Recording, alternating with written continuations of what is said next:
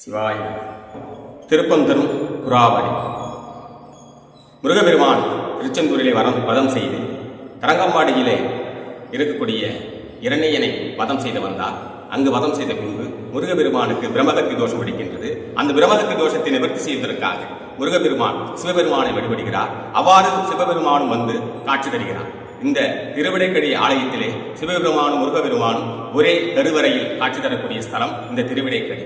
இந்த திருவிடைக்கடியில் தான் தேவசேனாவை நிச்சயம் செய்கிறார். இந்த திருவிடைக்கடிக்கு வரக்கூடிய அனைத்து பக்தர்களுக்கும் தலவிருட்சகமாய் இந்த திருக்குறாவடி என்று சொல்லக்கூடிய விருட்சம் அமைந்துள்ளது. இங்கு வருபவர்களுக்கு அனைத்து விதமான தோஷங்களும் நிவர்த்தி பெற்று எல்லாம் வல்ல செல்வ வளம் பெருகக்கூடிய ஆலயமாக விளங்குகிறது. அனைவரும் வருக, முருகனின் அருள் பெறுக. நன்றி, வணக்கம்.